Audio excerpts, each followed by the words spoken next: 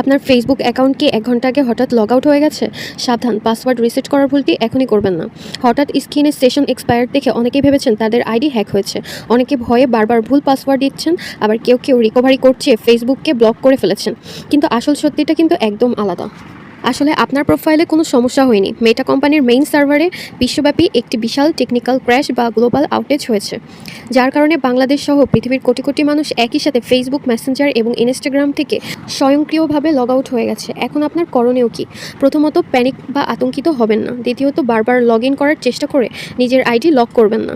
এটি সম্পূর্ণ মেটার অভ্যন্তরীণ সার্ভার সমস্যা। তাদের ইঞ্জিনিয়াররা ব্যাক এন্ডে কাজ করছেন এবং খুব দ্রুতই এটি নিজে থেকেই ঠিক হয়ে যাবে। আপনার বন্ধুদের আতঙ্ক দূর করতে ভিডিওটি এখনই শেয়ার করুন। আপনার ফেসবুক কি এখনও ডাউন নাকি ঠিক হয়েছে? কমেন্ট করে জানান। ধন্যবাদ সবাইকে।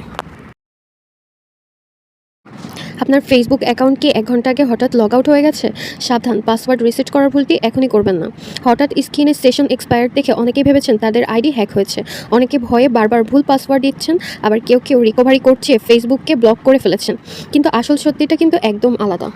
আসলে আপনার প্রোফাইলে কোনো সমস্যা হয়নি। মেটা কোম্পানির মেইন সার্ভারে বিশ্বব্যাপী একটি বিশাল টেকনিক্যাল ক্র্যাশ বা গ্লোবাল আউটেজ হয়েছে, যার কারণে বাংলাদেশ সহ পৃথিবীর কোটি কোটি মানুষ একই সাথে ফেসবুক, মেসেঞ্জার এবং ইনস্টাগ্রাম থেকে স্বয়ংক্রিয়ভাবে লগ আউট হয়ে গেছে। এখন আপনার করণীয় কী? প্রথমত, প্যানিক বা আতঙ্কিত হবেন না। দ্বিতীয়ত, বারবার লগ ইন করার চেষ্টা করে নিজের আইডি লক করবেন না। এটি সম্পূর্ণ মেটার অভ্যন্তরীণ সার্ভার সমস্যা। তাদের ইঞ্জিনিয়াররা ব্যাক এন্ডে কাজ করছেন এবং খুব দ্রুতই এটি নিজে থেকেই ঠিক হয়ে যাবে। আপনার বন্ধুদের আতঙ্ক দূর করতে ভিডিওটি এখনই শেয়ার করুন। আপনার ফেসবুক কি এখনও ডাউন নাকি ঠিক হয়েছে? কমেন্ট করে জানান। ধন্যবাদ সবাইকে।